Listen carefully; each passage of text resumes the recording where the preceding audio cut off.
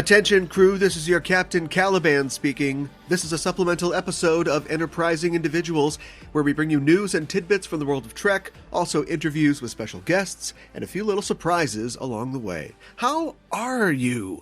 I hope you're gearing up for Hot Vax Summer. American Hot Vax, there we go. Get vaccinated, get back to whatever it is that you do best.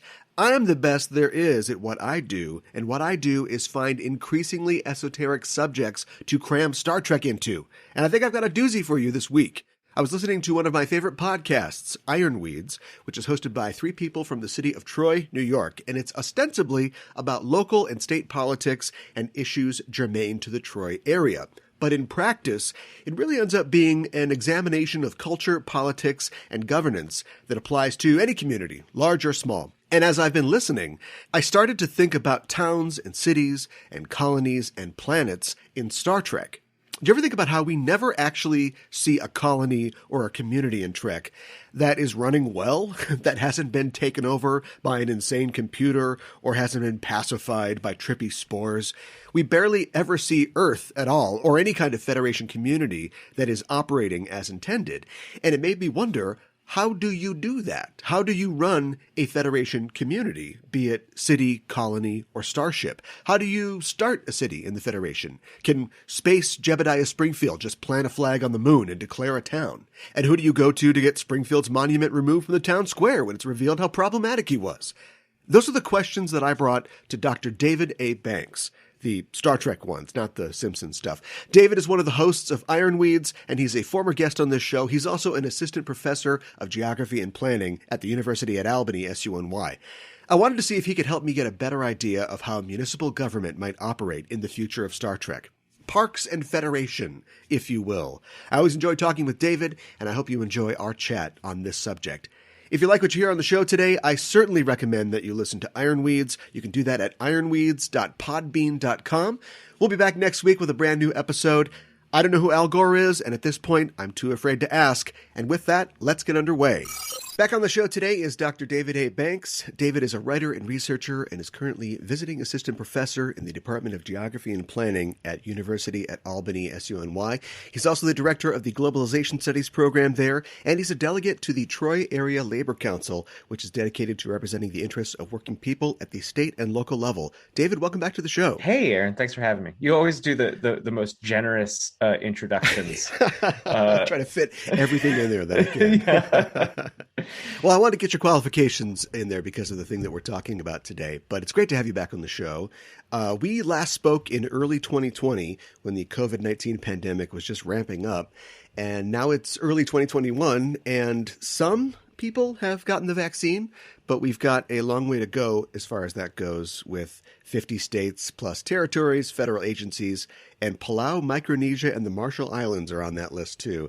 And it seems like a pretty daunting task. Yeah, man. Wow. Has it really been that long already? Wow. Yeah. And yeah, it was a whole nother world a year ago. But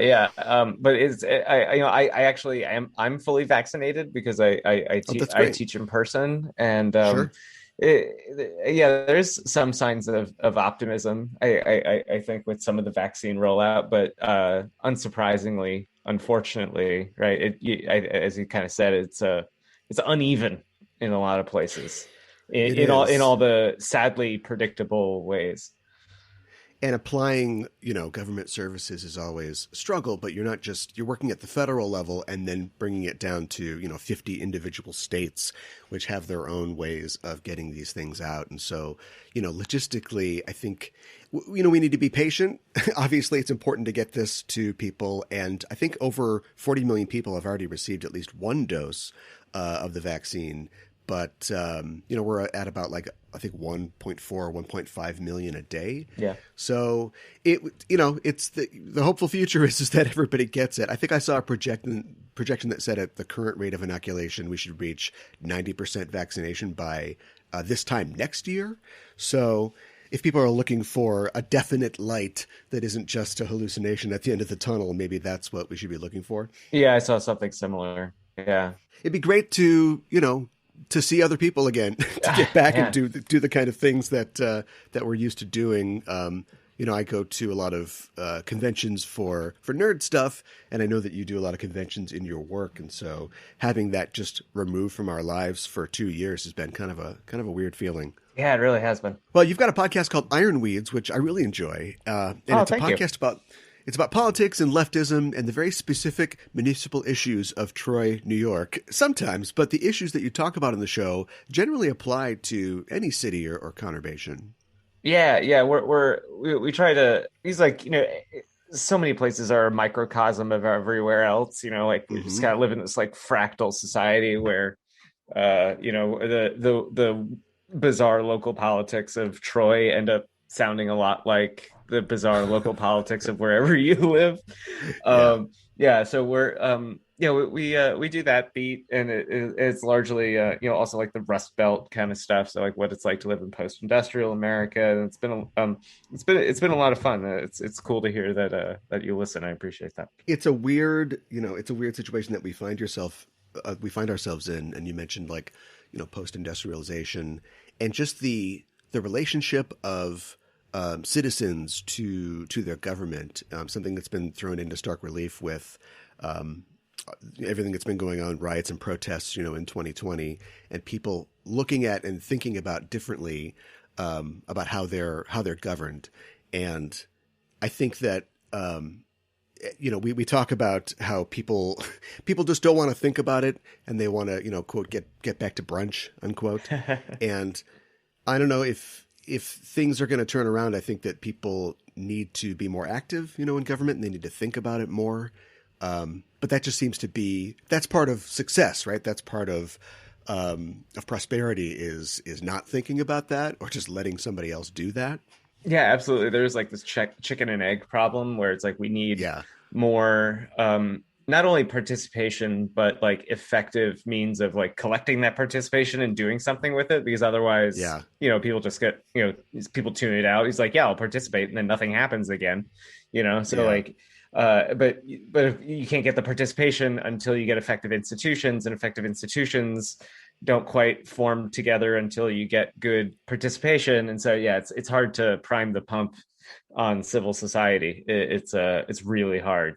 And but we do see some green shoots, right? With like some local elections that seem Mm-hmm, really mm-hmm. exciting. I'm working on a local election of a friend right here in Troy, like a young Black person that is like working really hard to become a city council member, and Yeah. like it's really so I'd encourage anyone that wants to figure out where to start, to like see if there's someone promising or interesting running, or run Yeah. yourself. There's a lot of barriers to making it make it like intimidating for outsiders, but Yeah. it's not impossible. I was thinking about the fact that there are, I think, so few examples of that kind of action, sort of the boring action of just, doing day-to-day governance in our media. When we watch our media, we're seeing we can imitate, the protesters that we see. We can imitate people,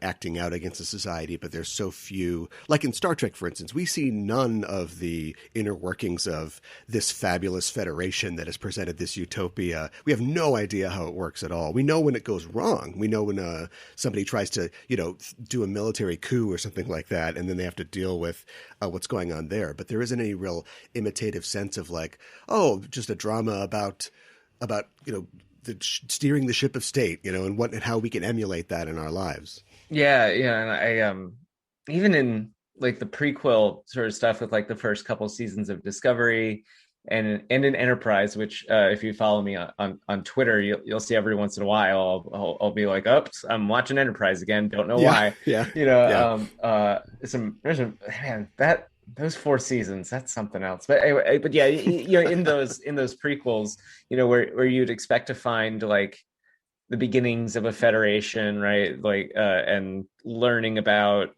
like that's sort of growing up into a interplanetary socialist seeming organization. Yeah, you get very, very few precious glimpses into what it means to live in that society. All that we really know, we know a couple things, right? We know that, and we know it because we see it a couple times in A and B plots, right? There's lower decks where you can tell that, like it's still, your boss still sucks usually, Yeah. There's that. There's the Maquis, and then all of those episodes that are peppered throughout all the different franchises that or series where, like there's the far-flung outpost that always has a problem with something, and so it's like obviously not like utopia everywhere, right? There's some grittiness, right. And then you get these moments with like Cisco's restaurant in New Orleans, or the groundskeeper at Starfleet Academy, where you can tell that like clearly we could automate these things, right? We can make the EMH Mark One do it, or we could, we can make a robot do it or something, right? And we don't. We have food replicators, so what the hell is a restaurant for, right? And so it's clear that there is something going on in this society where people choose to work, or what we would consider work today, and that the future, who is this? Is this a Gibson quote? Like the future is, even in the future, the future is unevenly distributed. So right. So it's clear that something interesting is going on, but we're never quite given the full picture. Yeah. That's the real like myth, I think, is the uniformity of the utopia that we are promised in Star Trek. I believe that it's really great in a lot of areas, but I think we're led to believe through omission that it's, the same everywhere. And that's probably not true. I've been doing a rewatch of Enterprise myself, and you're right about how it's part of its goal or its mission seems to be to show the uniting the establishment of the Federation, but a lot of, or very few details are given on that. And humanity just sort of like explores and kind of bounces around for 3 seasons. And then in the 4th season, they're kind of just in the right place at the right time, as there's a huge galactic upheaval between all these, member races. Mm-hmm. And they're just the guy that's there to say like, yeah, well, maybe be nicer to everybody. And you're like, oh my God, thanks. Okay, let's sign this document right now. Yeah, there's all the times where Archer's like, one day there will be a directive that will be prime in determining how we deal with species. And it's like, okay, dude, yeah, sure, right, like we get it. There it does seem like, it could be a missed opportunity. We could call it a missed opportunity, or it can be a little too accurate even, right? That sometimes really important historical moments are just being in the right place at the right time, for no real good reason. Like it turns out, the Vulcan high command was corrupt this entire time, and so they, that goes away, and then they're weak as a political force, and so why don't we all just sign this document? But that's how we got Star Trek, so that's okay. I heard on the latest episode of your podcast that you had written a journal article entitled "The Attention Economy of Authentic Cities: How Cities Behave Like Influencers." And I'm guessing you can't put scare quotes in the title of a journal article because the word authentic, the word authentic is doing a lot of work there. Can you talk about the pressures that communities are under that are unique to social media and the digital age? Oh, wow. Yeah. And I'll do one better, and I will link it to Star Trek. Right. Is that, okay. Is that basically the idea is, ever since it started in the 60s that governments in rich nations start to, federal governments, national governments start pulling away from direct help and influence in cities and in like municipal governance, right? So an example would be like, in the Kennedy administration, they gave the federal government gave direct aid to cities to buy up the dying private mass transit companies and turn them into public enterprises, right? You see that in the documentary "Who Framed Roger Rabbit," right? where the streetcar, the streetcars are going away, right? Like that. It's sort of based on that. And we don't really get that anymore. Instead, we get, like, in the Trump administration, it was called opportunity zones, but there was basically identical programs all the way back to Clinton. They're basically the same things, maybe even Reagan. And essentially the idea is that, you give tax breaks in geographically defined regions to encourage economic development, but that's really it. And what I've been researching, and this will eventually become a book that I'm working on, is that cities across the world, but I'm looking at upstate New York, start acting a lot like reality TV stars and Instagram influencers, where they become like these hype beasts, where they try to take a few things about themselves. Usually it's something in their past, in the city's history, or it's some sort of competitive advantage about their location, something like that, and then they hype it up, and they post it on social media. They get it into all of these different magazines and media, travel magazines and stuff like that. And then you have stuff where your farmer's market has to have an Instagram profile, and now all of a sudden you have public art that is meant to be the backdrop of an Instagram or a Snapchat or a TikTok piece of media, right? Sure. And so I'm just starting to study just what are the implications of all that, and the tie-in to Star Trek is actually Cisco's restaurant, where because with the authenticity part that I haven't really mentioned yet, right, is all these cities want to offer you something that, especially these, if you're not a New York City or a Chicago or an LA, right, you have to offer them something else.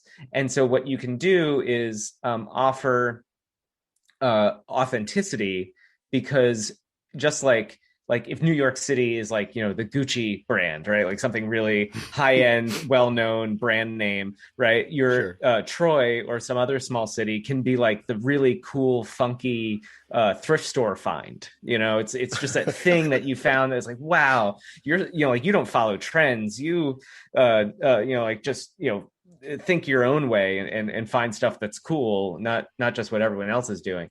And and that's usually the tack that they go on. And with Cisco's restaurant, I keep coming back to this thought of, and this is sort of, I guess, what we'll talk about for the rest of the hour, right, is why, right? Why would you have a restaurant when you have replicators? And it's of course has something to do with it's not just the food, although it's Star Trek canon that replicator food is what did the admiral in Discovery, the last season of Discovery, say? It's right? It's right, yeah, we just eat our own it's made from us. Because now there's cursing in Star Trek because we can do, it's all streaming video, but so there's that, but it's also that it's authentic, right?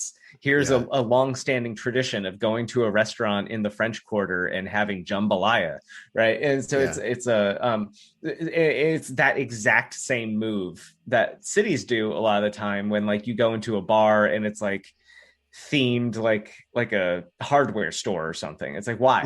What what's the point of theming a bar over something has nothing to do with getting drunk, right? And it is largely, especially if it's something that is either mundane or boring or even ugly, right? We do those things because it's a way to experience some sort of past culture or something frozen in amber. I think people can really understand that now, having been inside for so long, and whereas DoorDash is kind of our current replicator, where you just hit a button and the food comes to Absolutely. You, but you miss sort of the experience of eating out. I just love the idea that the towns have to be savvy about. I'm imagining an anthropomorphized town on YouTube. Hey, what's up? It's your boy Saratoga Springs. It's just so strange that they have to work in the attention economy like that. But I suppose we all do, right? Hit like and subscribe for more tax provided content. Exactly. Yeah. You say in the article that small to medium cities are competing to create this desire for identity performance, which is one of those terms that if you're a social media executive or a serial killer, maybe you just nod your head. But everybody else should feel a twist in their gut at terms like that, impression management and corporate storytelling, context collapse. Social media is, it's the worst. but it's what we've got now. Yeah, yeah, I am I don't always immediately go to it's the worst, though I'm sympathetic to that argument because it's like, right, because it's all these sorts of um all these perverse incentives, right, where you have to be the most of yourself and never change, right? You have to like now you've fit like a hash, like TikTok has put you in some sort of algorithmic category, and if you don't behave in that category as expected, you lose all your followers, and now and everything goes to shit, right? So it's like and it really does feel like our own cities are in a similar predicament, right? Because now they have to have the cutesy fun downtown with like an artisanal mayonnaise store or whatever. You have to have all these things that clearly, which as we're seeing in this pandemic, right, don't weather economic downturns very well, right? It's like if everyone doesn't have a lot of expendable income or time to safely go out and and enjoy some sort of adult playground in their downtown, right? If they can't do that, then everything falls apart. Absolutely everything falls apart. And that's and that's what we're getting this like really hard lesson right now in that. I think the most important question here is, what is the Bilbao Effect? Oh wow. Okay, yeah, the Bilbao Effect is it's a city in Spain, and that was kind of down on its luck, right? It's just Spain in general and the Southern Europe always has this problem of sustaining a welfare state on declining and aging populations, right? And so what Bilbao did was, it was like, okay, we don't have really any industry.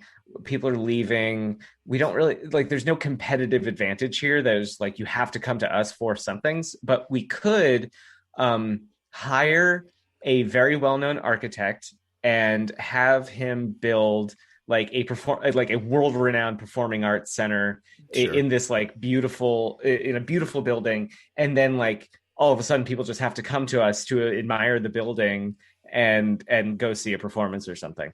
And they did it, and it just happened to work, where now it's like it's a whole city kind of built around this star architect's edifice, right? This performing arts center. So and so when urban planners and people like us start talking about the Bilbao Effect, we're talking about like, what's the one thing that you could maybe build or entice to show up to your neighborhood that will then, like, you can just build your entire economy off of it. And it's and it's like a sports stadium, probably. Yeah, well, it is closely tied to stuff like getting the Olympics to come to your city or something like that. Which frequently the Olympics committees actually have a really hard time getting cities to host them, because they're starting to realize what a bad deal it is. Yeah, because you just end up with like all of this hastily built infrastructure. It's like, really, how many swimming pools does a city need, right? And you're like, what do we do with this afterward? Yeah. So like, after the Beijing Olympics, like it was a slide I show my students a lot, is like, this massive complex. It's like a I think they did the gymnastics center or something, right? This enormous thing surrounded by an enormous parking lot, and now the stadium is completely empty, and they just use the parking lot for driving tests. Like that's what it's used for now. And that stuff happens all the time with leftover Olympics stuff. That's bad news. Talking about food, or going back to food and not being able to eat it in a restaurant, I think that we've reached like a certain level of dystopia with the introduction of ghost kitchens. I sent an article a few months back about the phenomenon of ghost kitchens, that is like a restaurant that has no physical location, but instead operates by agreement out of another facility, in the way that your Uber driver isn't a cab driver. He's not an employee of Uber. He takes you in his car where you want to go. Ghost kitchens are the food delivery versions of that. They've got targeted offerings like grilled cheese sandwiches, or burgers. The YouTuber Mr. Beast has launched Beast Burger, which serves up burgers and fries, and there are no physical locations. I think they're made out of bukas or something like that. Yeah, Buca de Pepe's. Yeah, in fact, the one by us, I think might have beast burger, but it also definitely has. And my wife and I were getting kind of excited about this last night. In fact, was Guy Fieri's Flavor Town. Oh, yeah, okay, yeah. Is also operating out of there. So I don't know like what millennial mid-level marketer at Buca de Pepe's is like swimming in cash right now that like, came up with the idea of like let's just rent out our restaurants to our Right. kitchens to all these ghost kitchen things. But yeah, like YouTube star Mr. Beast operates Ghost Kitchen is like it's just like 2 years ago that would be the like nonsense, right? That would be Mr. a total Beast's word Ghost salad. Kitchen, yeah. Yeah. I mean, it seems like the kind of entrepreneurship that the internet was made to facilitate. Like, Absolutely. Here's your chance to open a restaurant without the buy-in of having a building and all those employees.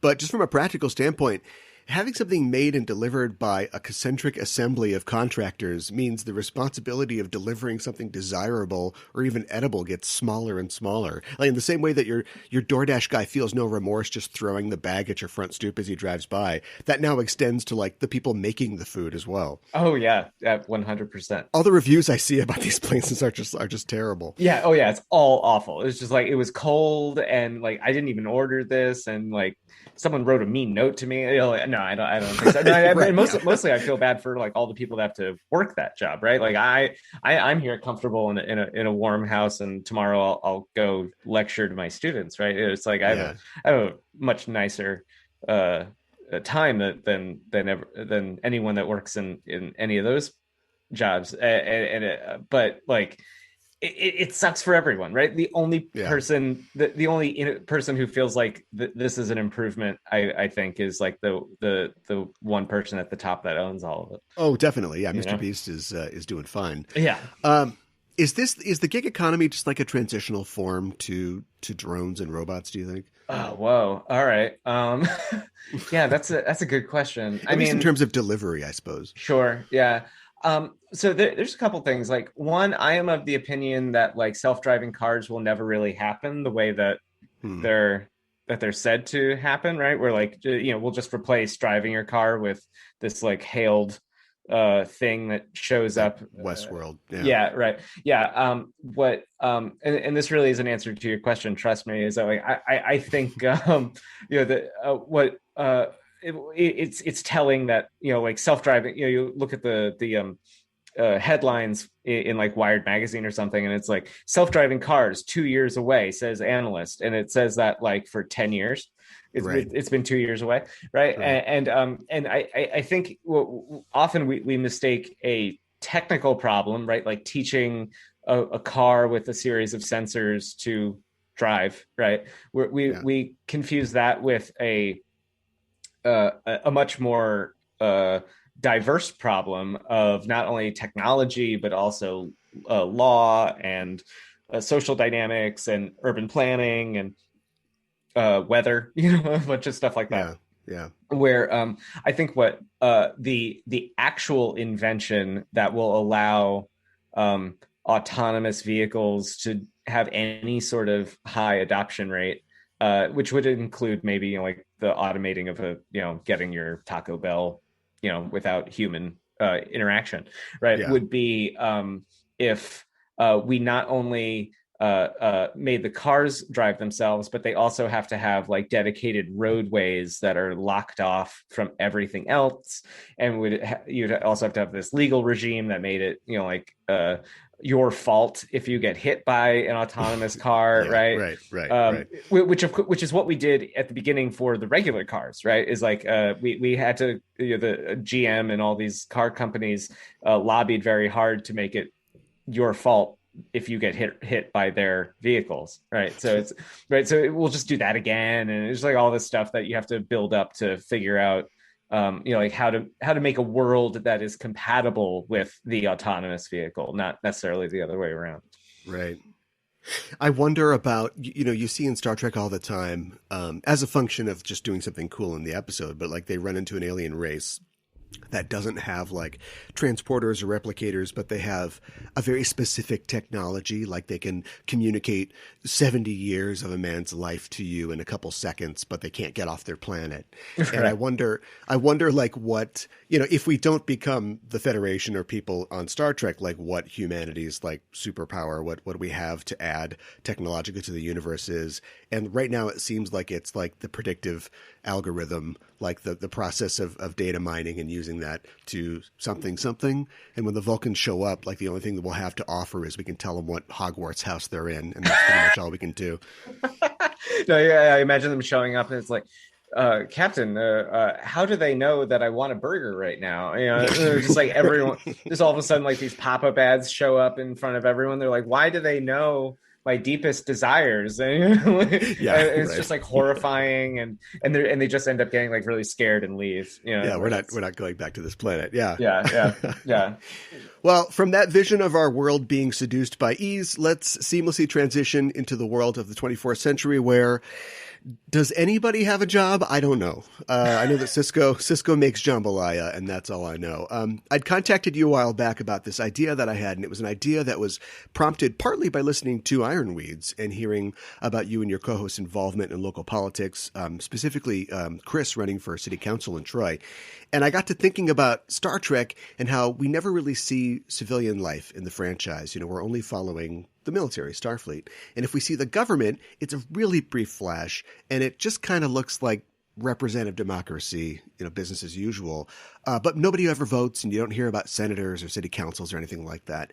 And I thought that we should look into that. And the best way to do that would be to, I think, imagine what it would take to create a city or a community in the Federation and what issues that they would have to deal with and who would be doing the dealing. Sort of like Parks and Federation, but with a lot less Joe Biden. To do that, the first thing I did was Google how to start a town. And I immediately realized that this was a terrible idea and would be infinitely complex. It goes beyond simple urban planning. It involves outlining a government, distributing your resources, and infinitely more things. Like all cities of the capital region, will our town have to convince people that this is a cool place to live? Yeah, right. So eventually, if you Google hard enough about how to start a town, you'll eventually get to a guy named Ebenezer Howard. He's a did you come across that name at all? No. Okay. So Ebenezer Howard, yeah, he's a weird guy. He's he grew up in Victorian London. And tried to strike it rich as like a gentleman farmer in Nebraska. He moved to Nebraska and like the frontier to try to make it as a farmer. Failed completely. Moved back to London. Became like a legal aid guy, and of course, and this wasn't very fulfilling for him. So he would join these book clubs that would usually study these novels at the time that were very popular, called utopian romance novels, and it's probably some of the worst fiction imaginable. It's really bad.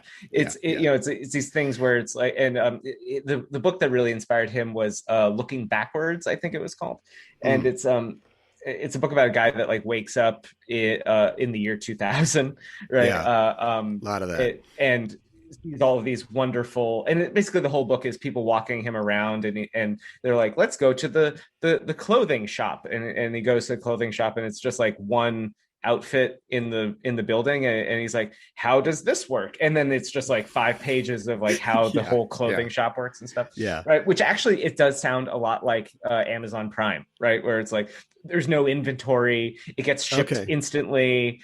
You get it's all based on what you want, not necessarily what is in inventory at the time, stuff like that. So it's kind of prophetic in that way, but it's also very egalitarian. And so what Ebenezer Howard was thinking of was like, well, let's just do it, right? Like, how do we do it? And he writes a book called a peaceful path to real reform. Oh, it's tomorrow, a peaceful path to real reform.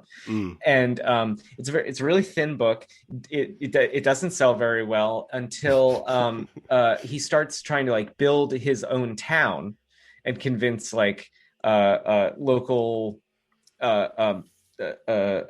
titans of industry to like fund it, and so he gets a little bit of help with the marketing, and they reissue the book as Garden Cities of Tomorrow, and that time it actually catches on really really strong, because it instead of saying it's a social project, they say basically it's a design problem and an economics problem. So here's all the ways that you can like start a brand new town, and do it peacefully, right? Is there still this tinge of social politics to it, where it's like, because really the alternative, right, the peaceful alternative, what it is an alternative to is violent Marxist revolution, right? and so he's like, if you don't want that, what you want instead is you empower a bunch of rabble, the working class, to go buy a piece of land out on the outskirts of the city, and then you would phase in like farmland, and then from the products of the farm you build a railroad track that brings it to market, and then with the proceeds from that you build the first things, and I won't go into it because it's it's a bunch of like 19th century like political economy kind of stuff, but it's still a pretty boring book, but it basically lays the foundation for all modern city planning. Starts with that book, because you had never really before then thought of cities as interchangeable like things to look at. You just before you'd be like, oh, like I know a lot about London like that, and that has nothing to do with Cleveland. They're not transportable information. So if we're thinking 24th century, right, like you would first want to just start with like, well, what's the prevailing like land tenure system? And by tenure, I mean like how do you relate to the land? Do you own it? Do you borrow it from someone for a long time? Right, stuff like that. And then like like what keeps everyone fed and sheltered? Is the next step. And if you have a bunch of replicators and stuff, and you have some way to get free energy, then those answers become very very easy, right? We did a show about utopian fiction a couple seasons ago, and it just discovered that like these are all basically just like socio-political treatises with a little bit of time travel at the beginning just to get you into it. Very very thinly veiled. They can't get published, so they're just gonna take advantage of it being of the novel format to go like, here are my ideas, put them in your brain. It was sort of like just jumping onto the fad of the novel. Yeah. Well, so I was thinking to like answer some of those questions. I was thinking, for the sake of simplicity, and maybe it's cheating a little bit, but this is Star Trek, and it's not only not real, but it also conforms to a center-left, late 20th century political ideology. We can make a few assumptions, and that's like, first, I think we have essentially unlimited resources thanks to Federation technology. I think something like building a space elevator or a cyber ziggurat is probably out of the question. But like building materials, energy, and workforce aren't really considerations. Like we can have a bunch of little Robert Picardos digging a hole if we need to. Photons number be two, free. Yeah, well, there we go. Number two, the government is, it's what we all want to imagine that the Federation is, fully automated, gay, luxury space communism. But everything we see on screen points to representative democracy with like an emphasis on collectivism, I guess. Number three, people have jobs, but they don't have to have jobs. Mainly, they don't have to work themselves to death. They can do kind of what they want.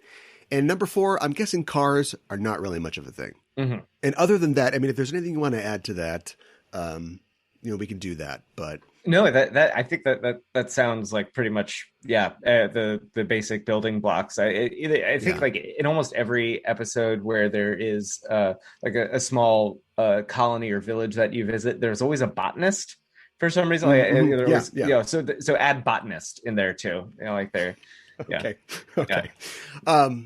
And as far as land, I mean, that's a great question, because the question of ownership of really anything in Star Trek, but definitely resources, means of production, and land is an open question. I don't know. What do you think? Do you think that people own land in the future of Star Trek? Yeah, that's really hard. I mean, there's references to territory and claims to planets, right? Because of course they always like kind of always work at the level of planet, right? It's never right. Like it's all monoculture. Yeah, and like the Cardassians can't own like a whole like a continent, right? They have to have the whole planet, or half a planet. Yeah, right. Yeah.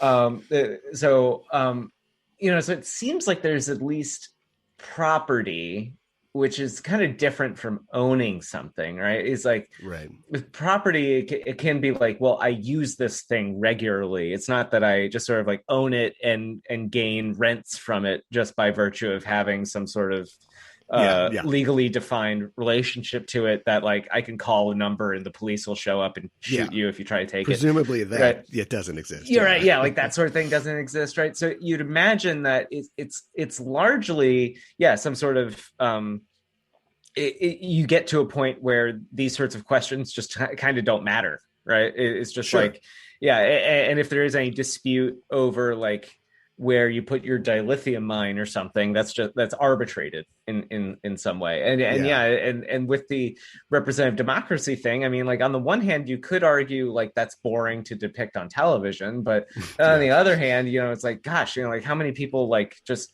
can't stop watching The West Wing over and over again, right? Yeah, sure. Right. And and how many times have you seen like the hot take on Twitter where it's like, what if we just did The West Wing, but it's in space, right? It's like people ask for that all the time, and I can't say whether or not that would be a good or bad thing to watch. I'd probably be pretty good to have a lot of intrigue and stuff, but and generally, it could be possible that often technology supplants legal authorities, right? Like the two are interchangeable more than we generally think, right? So, because if technology enables you to do something, then all of a sudden you need to write down agreements about whether or not who can do that thing and what and under what circumstances and stuff like that, right? We know that with like self-driving cars, right? Or we need, there's all these legal trolley problem sorts of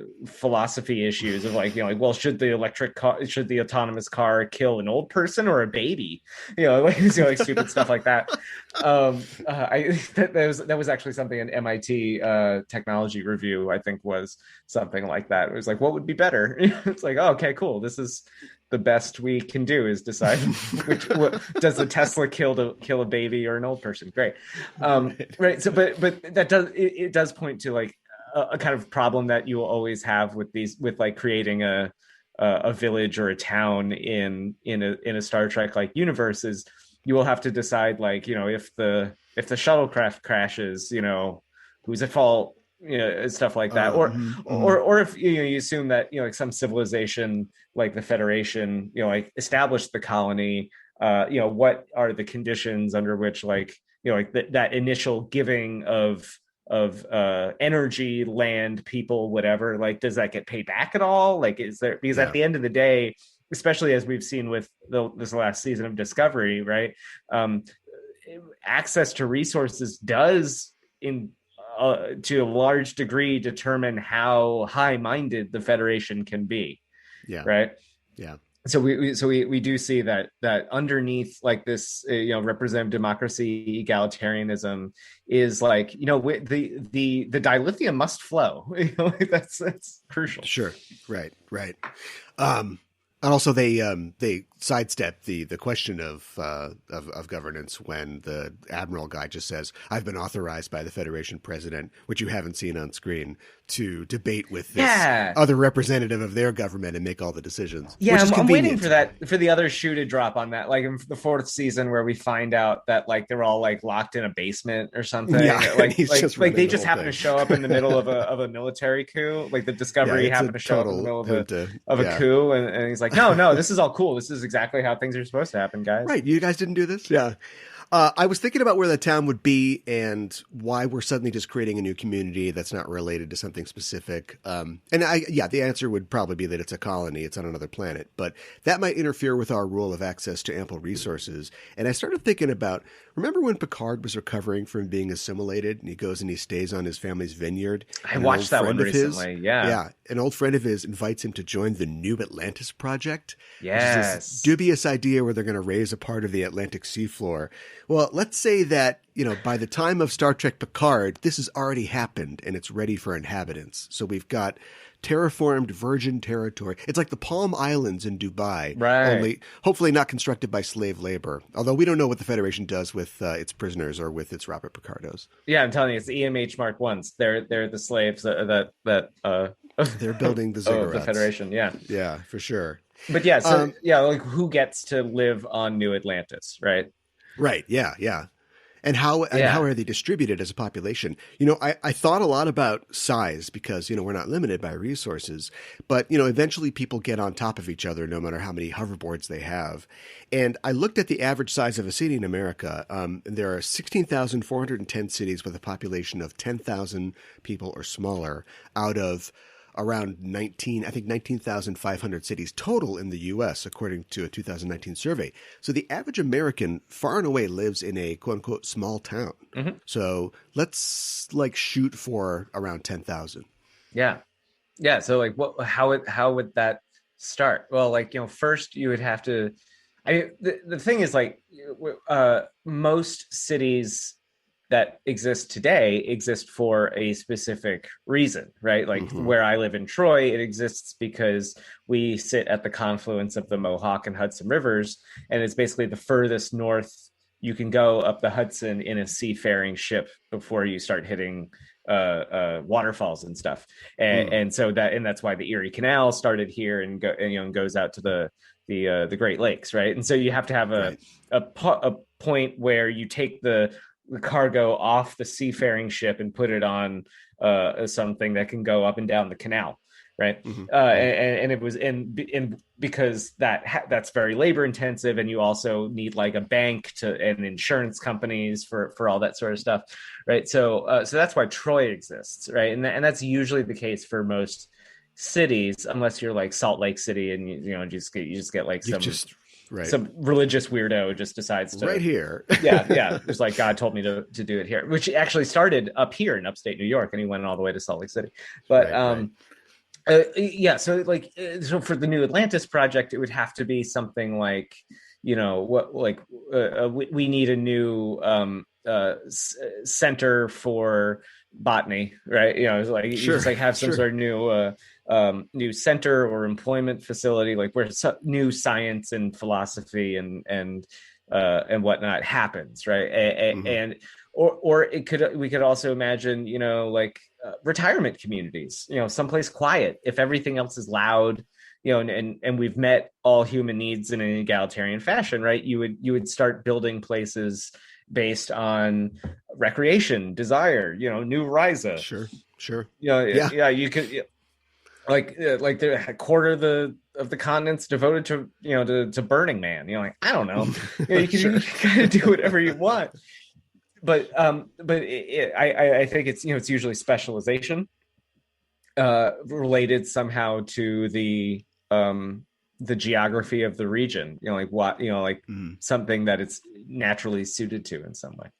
Once you're ready to make those decisions, I'd have to wonder how zoning would work in this economy, or that is to say, the lack of an economy. Mm-hmm. I mean, you can just say Main Street here, houses there, resource management facilities here, but commercial interests in this case don't drive anything if nobody needs to make any money or run a shop or sell anything. Yeah. So, So the first zoning, modern day zoning that we would recognize comes out of a Supreme Court decision, or a disagreement in Ohio. The proceeding is called Euclid, the city of Euclid versus Ambler. I think it's a realty company. And it's basically deciding whether or not municipal governments have the authority to say what happens where, Sure. It's zoning. And that's basically been how we manage and regulate land in most countries now, because we've exported that model to most of the world, and that's kind of how a lot of that works. But what's interesting is in the way that the Soviet Union would build new towns is they had a very it actually wasn't that much different, because it's all based on the idea of like, you don't want to live next to a factory, right? No one does, Right. Yeah, and different uses for land can be synergistic and be nice, right? Like living next to a park is cool, or your retail being next to the place where the things are made can also be advantageous, right? And Sure. then there are disadvantages, right? Like living next to a stinky factory, or living above a loud bar. Like you're not going to put Right. like a retirement home above a nightclub, right? Stuff like that. So so usually most of that's never really changing, unless if we think of the Federation, where like everything just goes vroom, like just very much all Yeah. all productive activity makes a vroom sound. Right. Maybe that's not so much of a big deal. Like I don't know how loud a shuttlecraft is like in person, right? So maybe that wouldn't be so difficult, and you can have different uses really, really close to each other. Like I know that one of the biggest difference really of Soviet urban planning, how they planned in the Soviet Union, is that instead of in the American context, the densest part of the city was usually devoted to commerce, right? Your financial district, your really tall gleaming towers of commercial activity that are usually empty, outside of 9 to 5, right? Those centers would usually be devoted to civic infrastructure. So that's where your city hall was, or your Soviet commissar's office or something like that. Sure. Or just like a 10-story Lenin statue, like those sorts of things. Right. Yeah, that's what was in the center of cities, usually surrounded by some sort of green belt, and then whatever else happened away from that. So it is usually pretty much the same everywhere. I guess I'd have to wonder then, how regulated is the Federation? I'd imagine very regulated. I mean, they've got unlimited stuff, but you'd have to have like almost unlimited rules about how it's handed out. Yeah, they do seem. I can't imagine the Federation being very libertarian about much of anything, right? So, yeah, there's definitely going to be a lot of rules about like where stuff should go, and when you can use it. And then you have to imagine, right? If you're like Cisco's restaurant, where you don't absolutely need to make food. And so therefore the whole purpose, the reason for existing of something like Cisco's restaurant is for the preservation of culture and heritage. Then you have to start managing culture and heritage as a government, and that can get real sticky real fast, right? Because like, does the government recognize your culture, right? And like, will it then allocate precious land for you to cook your food, or have your church or something like that, right? Like that gets real hairy, is like when the government can decide whether or not you're worthy of like heritage status or something like that. And the little glimpse that I'm just going to assume that he's on Bourbon Street. The little glimpse that we get of Bourbon Street is like very standard Bourbon Street now, which is, Bourbon Street of the 20s. So over the course of 400 years, how many people have families who have historically made Southern New Orleans food and all want a berth on Bourbon Street? Like, why does Cisco get to have that restaurant instead of anybody else? Yeah. And I mean, like that's a really good point. Maybe this is like a new Atlantis thing, right?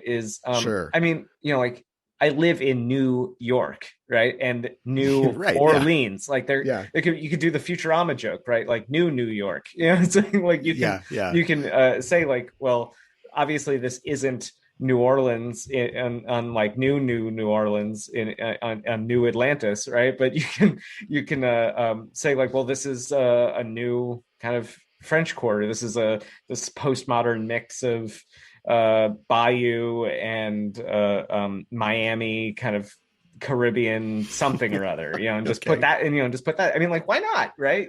Sure, yeah. It's really the only thing that can still have scarcity, right? Is a heritage attachment to land is not something you can replicate. So so you can still terraform a new continent or whatever, right, in the Pacific, but sure. Then you have to convince a sufficient number of people that you can do the same heritage as you did in the Louisiana Bayou or something, right? And sure. and that's hard, and you'd have to figure out. I don't even know what sorts of civil society, cultural heritage, government issue organizations would even be capable of that, because right now we live in a pretty cynical time where people don't agree or like trust the government very well. So you can imagine a situation where people trust the government better, or it's better at providing that.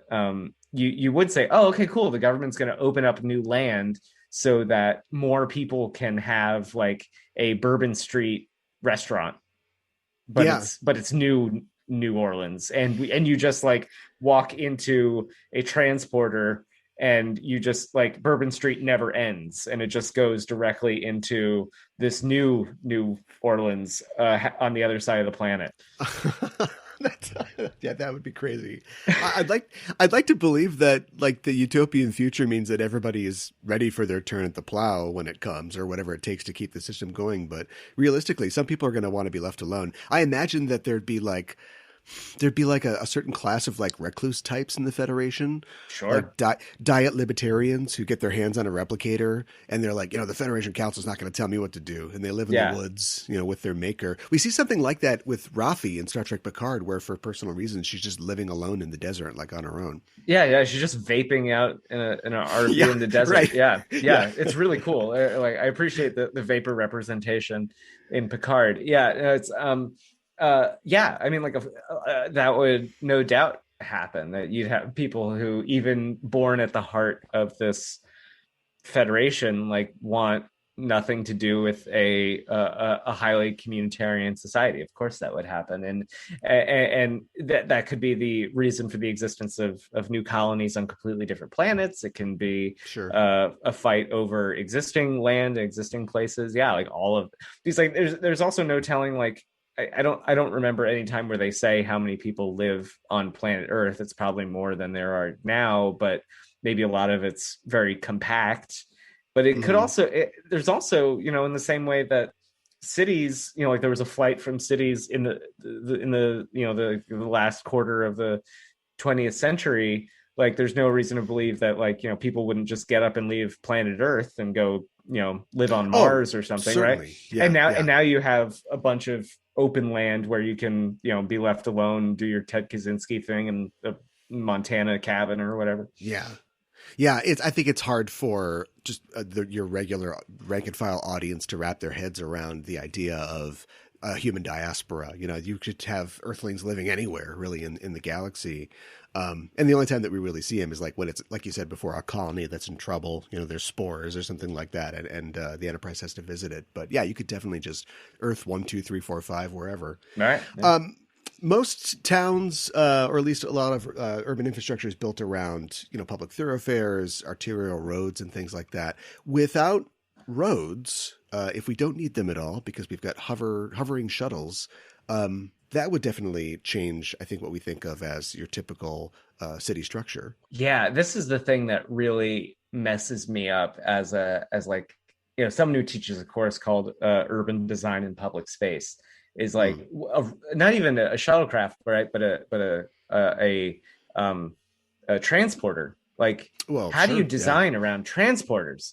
Yeah. I think it might have been the first time I was ever on your show. I said that transporters are a social media, right? Because it's just like they let you go almost anywhere instantaneously, and it's like Logan's Run. Yeah, and so you can just like be, instead of like mediating your relationship through a screen or a hologram, you can just actually be there, right? Right. And so like physical Tinder. Yeah. yeah. You're So just like literally there. Yeah. yeah, so it's like, so you have like Nog going to Starfleet Academy and then going to New Orleans every day for lunch, right? Like you can do that. You Sure. just transport over. So like the so the which also then brings up like you can live one place and then work somewhere else on a completely different planet or on the same planet, which does kind of make sense as to why, like we were kind of joking about earlier, why like like you never see arguments about like even continents.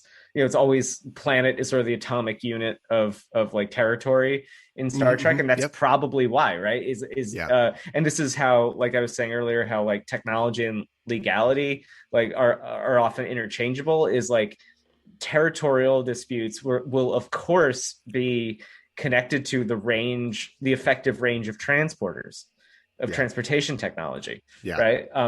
Just as today, like regional disputes are fought over like the range of missiles, right? And like and it doesn't matter if you have a nuclear device as long as like you can't get it onto a rocket, right? Like that's the big scary part, is like how you can launch the thing, right? So that's of course going to be in there, is like as transporters definitely, and just like transportation in general, like really messes with my head in the Star Trek universe and how you would design a city, because there's no really good way of telling how you would design around that. And we do know that a lot of car infrastructure from the past gets preserved but isn't used for transportation infrastructure, because was it Discovery, I think, there's a shot of the Golden Gate Bridge,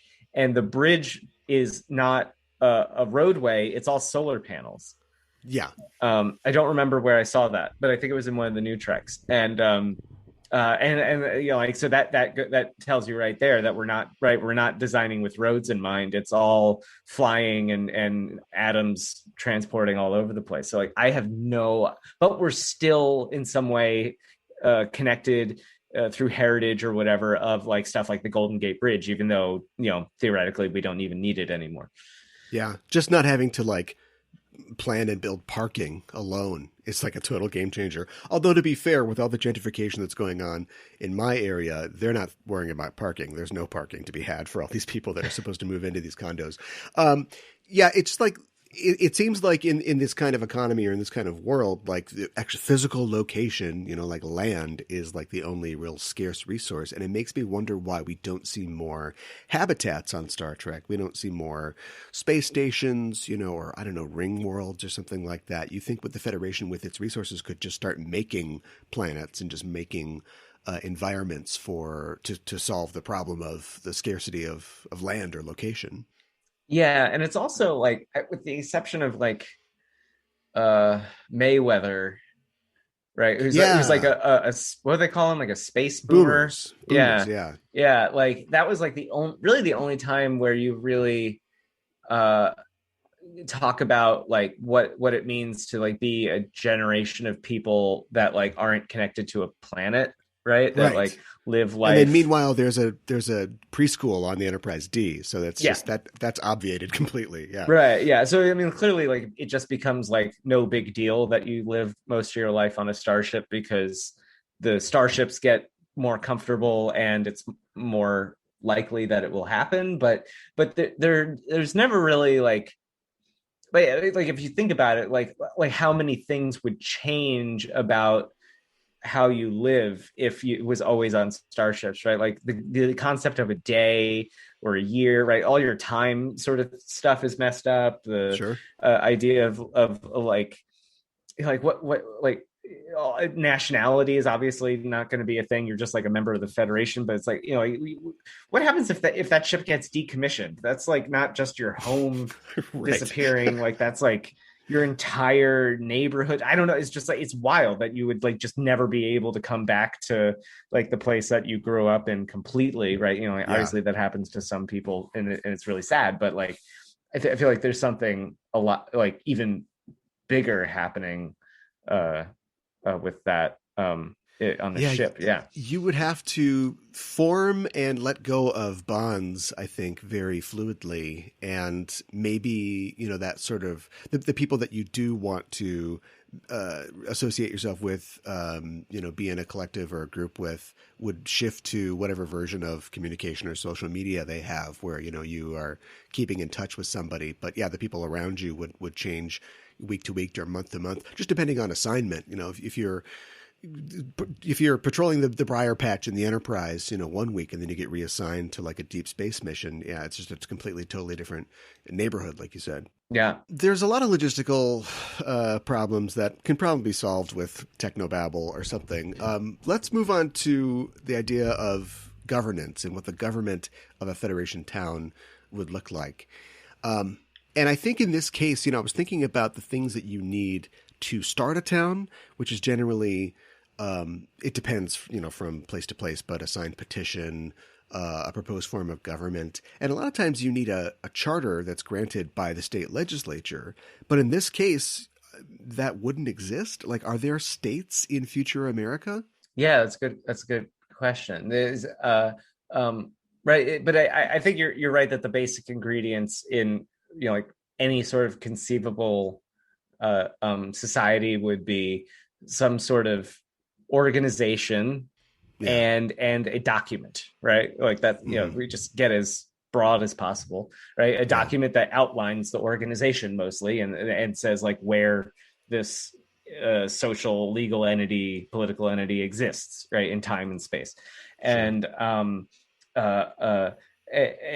then as we get more specific, we can think through a couple things, right? There are massive changes in the United States, what's called during the progressive era, which a lot of people probably like had a half a chapter on in high school American history, right?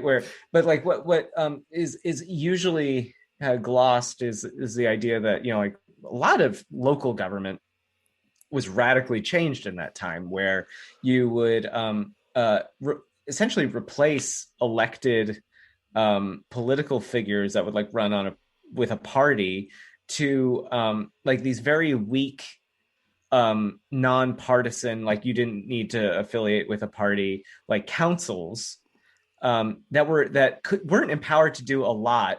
They would basically hire and fire a professional that would run it as a city manager or executive of some kind.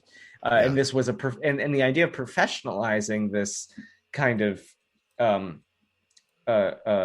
job is, has some obvious upsides and downsides, right? Like the upside is that like you don't get like a Donald Trump figure, or like just like someone who's completely unqualified for the job, that just like hoodwinks enough people to get into office and then just makes themselves rich and their friends, right? So like you would ostensibly miss that, and you would you would benefit from like someone that like like went to school and was taught how to do all of these things, and you can professionalize this program. And of course the downside is that obviously that's not very democratic, right? And if what's taught in the schools to become a county or city or whatever executive or manager, right, if what's taught in those schools is against your interests, whether for religious or political or whatever, ethnic, like really whatever sort of thing you can come up with, right? If something about that is against your interests, then like you're screwed all over the place, right? Because there's nowhere to redress your grievances. And so like that's sort of the balance that we have to get here. It seems like the Federation is kind of leans into that, though, right? It's like less democracy, more. They seem pretty cool with singular leaders. Yeah, a little less democracy, more professional scientific management, which is generally okay, because that big problem of like, what if you are antagonistic in some way to what's taught in the professional thing, right? Everyone is so well off that it doesn't really, like the consequences are probably not much more than like color schemes on buildings or something, it's like, Right. it's Well, just yeah. like, yeah, like there's not a whole lot that, like, you're not like thrown into a concentration camp or something. Yeah. I there's probably an episode that proves me wrong on that, right? But somewhere, but like, yeah. So you would have that situation, and then we do see that, like, with increased technology, especially communication technology, we can effectively govern more space with less people, right? In the same way that you can do all sorts of productive work with less labor, right? Yeah. With technology. So it is possible that, like, fewer places have local government because either everything is you think of what your local city deals with, and it's like, well, do you need taxes? Well, not really. If you don't have money anymore, Right. although the Soviet Union, you still paid rent, but it was just sort of like a means of balancing resources more than anything else. So Sure. okay, you don't need it for taxes. What else do they do? They like they run the city pool, or Yeah. just like, you just think of all the things that local government does, and most of the time it's things that could be obviated in some way by massive change, not just like a new app, right? Like, definitely not saying that, like, you can get rid of your city government today just by having a really good app, right? But Well. it does seem likely that, like, the real changes to technology in the 24th century may not require as much city government, right? Because if you can transport from, like, Dubuque to Yeah. Your Sao jurisdiction Paulo, yeah, is like, unlimited. what kind Yeah. of jurisdiction are we even dealing with here? Yeah. Yeah. You need somebody to cut the ribbon for the new library or something like that. That is true. Yeah. Well, you just get a Dabo girl to do it. That would be way better. Sure. Yeah, hey, that would work. I think it's crazy that, like, there's that episode that we see where they go to Earth and there's the military's trying to do a coup, and we see the president. And I think it's kind of nuts that there's a Federation president still. I mean, I know that it's supposed to be something familiar to the home audience, but when you think about how many worlds there are, and why is there this one guy with executive power? But I don't know if that's an effect of just the way that, like, all these things in Star Trek, we have to try to, like, figure out these weird explanations for them, and it's really just, Star Trek exists because of JFK or whatever, and so therefore, obviously, it's a great man theory of history future. Right.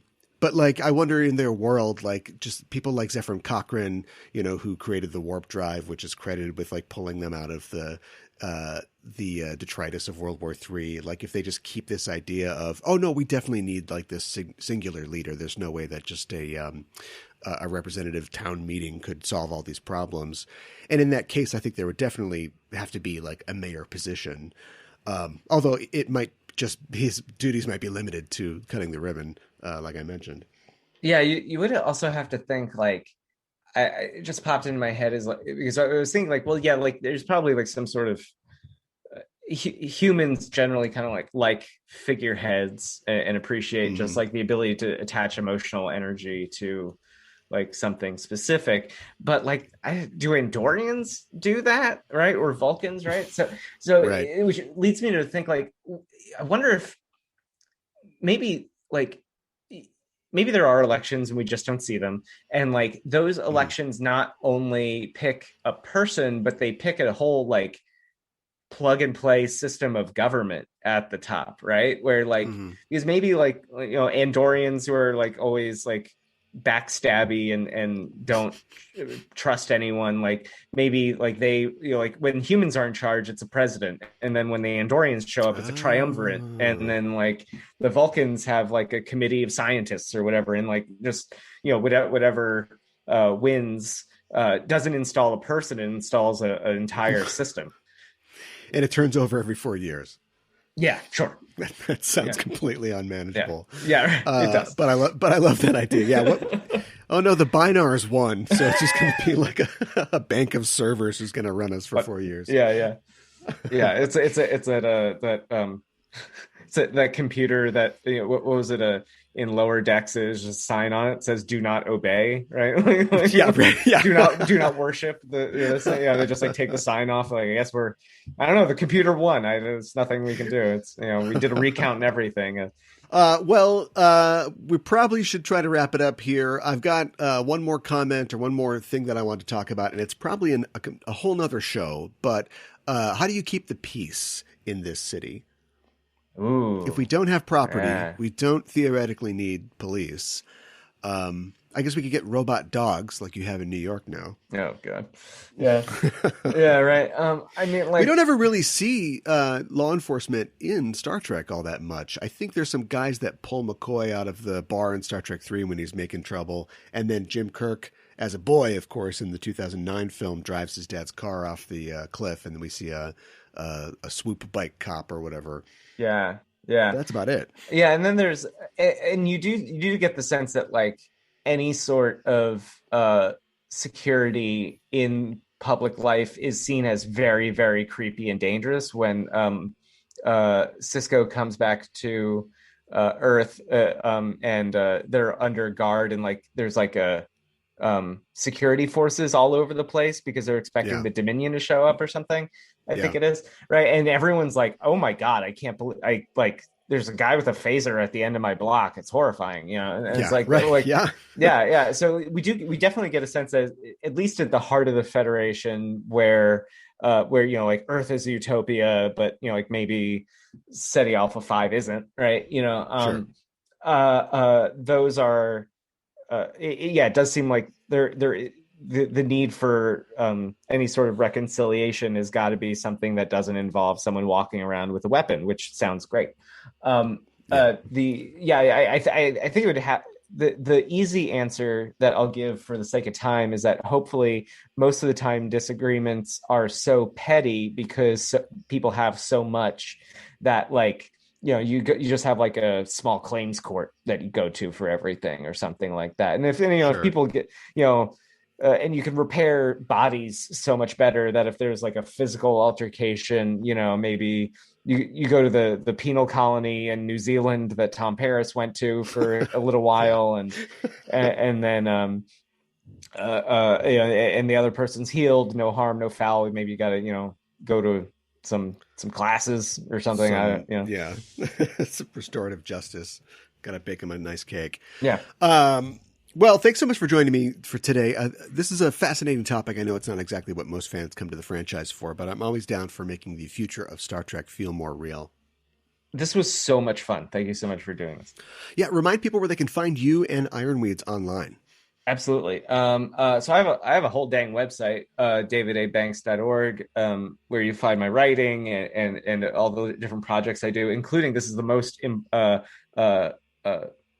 most visited page on my site is the social themes in Star Trek, where I've listed it is actually looked at a lot. I need to update it. So, don't at me about that. I absolutely need to organize it better.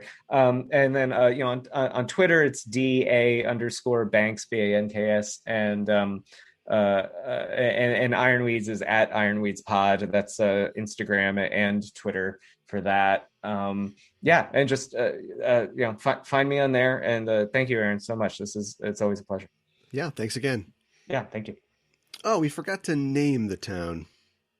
Oh, darn. It's like old Star Trek. Old Star Trek would be, it's Galileo Town or something like that. Yeah. And then new Star Trek would be get some representation in there, but don't really worry about the context. So it'd be like Indira Gandhi Town or something like that. Yes. Man, that is spot on. Yeah, no, yeah, the old Trek would be like Abraham Lincoln, right? Yeah, and then new one is like Grimes Ville or something.